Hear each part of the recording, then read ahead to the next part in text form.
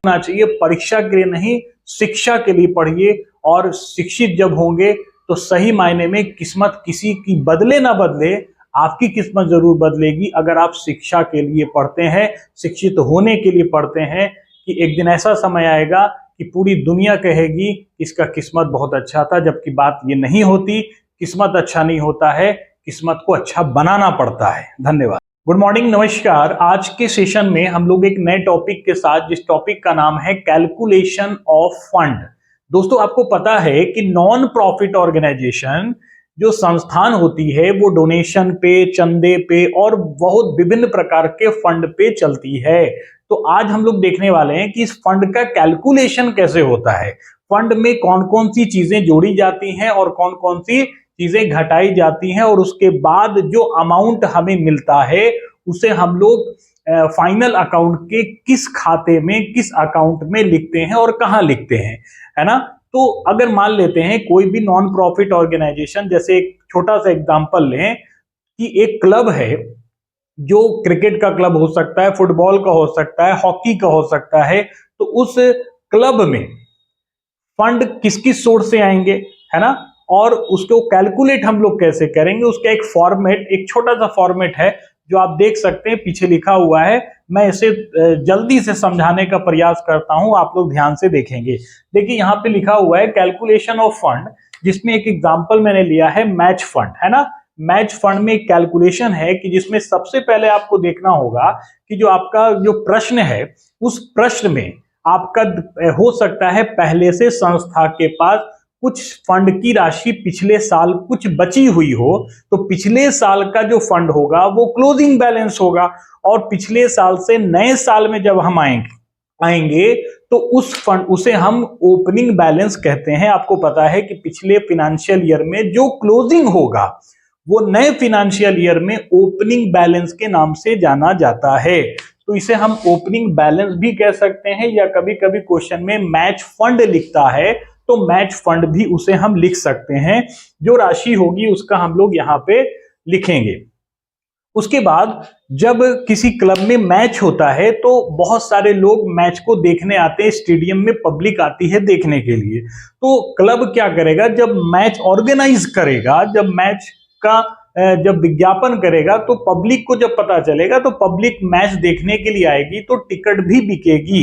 तो टिकट बेचने से क्लब को जो पैसे आएंगे वो हम लोग, वो मेरे फंड में क्या हो जाएंगे, जुड़ जाएंगे, है ना। जैसे पहले सपोज कर लो कि 500 रुपए मेरे पास फंड में पहले था, और मैच टिकट से जो पैसे आए उसको हम लोग इसमें क्या कर लेंगे, ऐड कर लेंगे, है ना।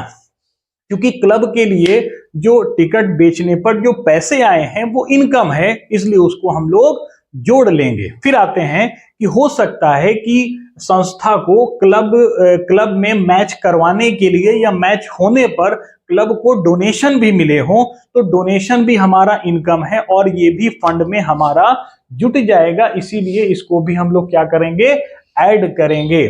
उसके बाद हो सकता है कि संस्था के अकाउंट में, क्लब के अकाउंट में कुछ पैसे बचे हो और उस लंबे समय उस पैसे को छोड़ दिया गया हो, तो बैंक के द्वारा कोई इंटरेस्ट की राशि भी अगर प्राप्त हुई है तो इंटरेस्ट की राशि को भी हम लोग क्या करेंगे, हम लोग उसमें जोड़ देंगे। तो इस तरह हम देखते हैं कि मैच फंड में 3 तरह की राशि को जोड़ा जा सकता है।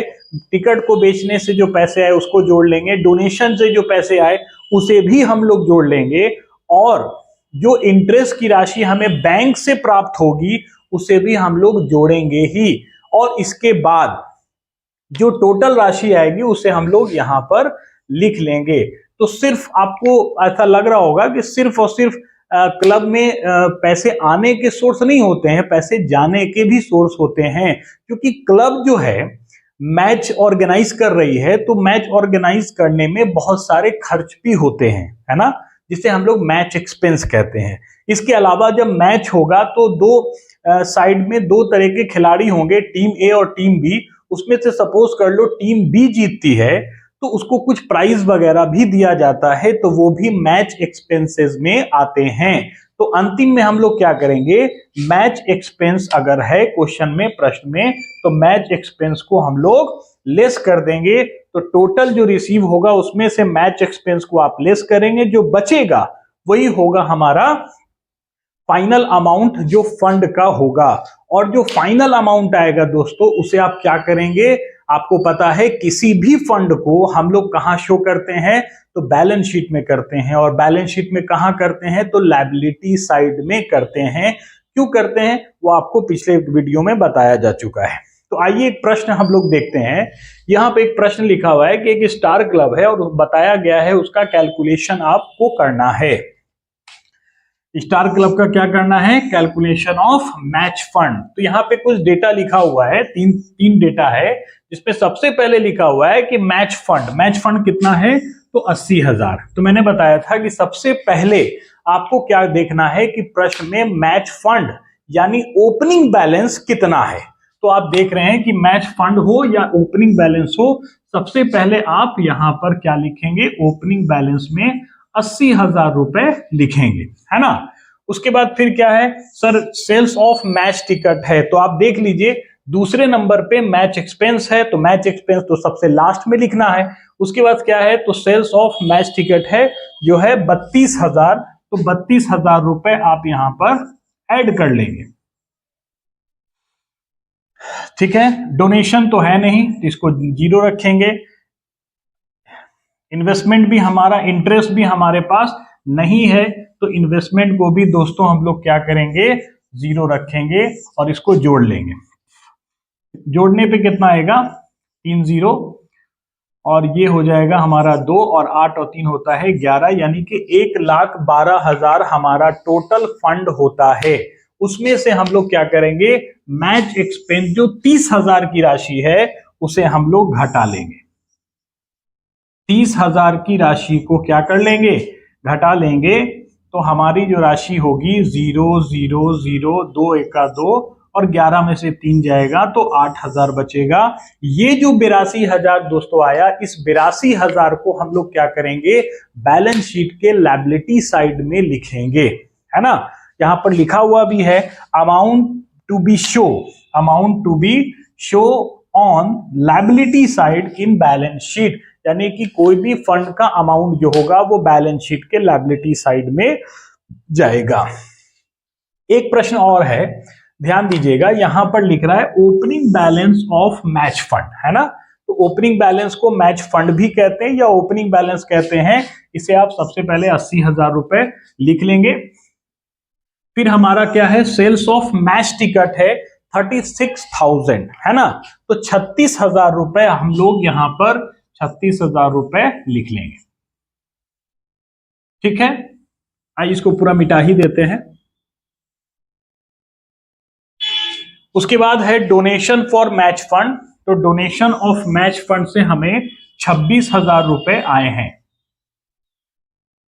फिर है इंटरेस्ट, तो इंटरेस्ट तो हमारे पास है ही नहीं, प्रश्न के अनुसार इंटरेस्ट नहीं है, तो इसको कुछ नहीं लिखेंगे।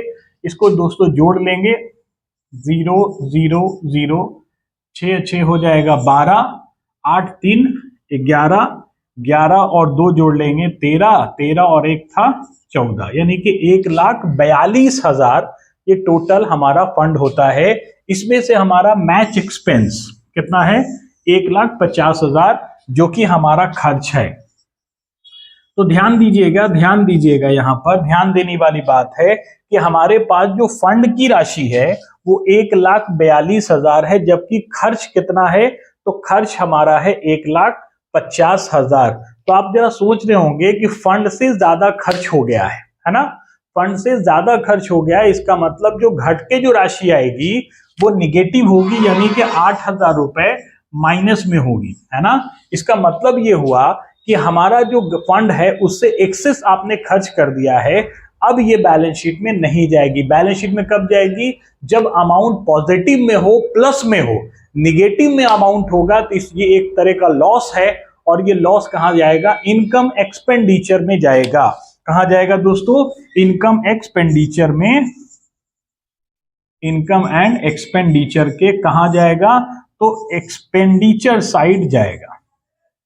एक्सपेंडिचर साइड हम लोग इसको लिखेंगे। तो पॉजिटिव में अगर आएगा, प्लस में आएगा, तो इसका मतलब फंड हमारे पास शेष राशि बची हुई है, उसे हम बैलेंस शीट के लायबिलिटी साइड में डालेंगे, है ना। लेकिन अगर कभी परिस्थिति ऐसी बनी, हालांकि कभी नहीं, हमें ज्यादातर नहीं बनेगी परिस्थिति, लेकिन अगर कभी क्वेश्चन में ऐसा निगेटिव यानी माइनस में आंसर आता है तो वो एक्सपेंडिचर होगा, क्योंकि आपने ओवर खर्च कर दिया है और वो लॉस है, और उस लॉस को हम लोग कहां दिखाएंगे, इनकम एक्सपेंडिचर के एक्सपेंस साइड दिखाएंगे। तो वीडियो पसंद आया हो तो लाइक और शेयर जरूर करेंगे। धन्यवाद।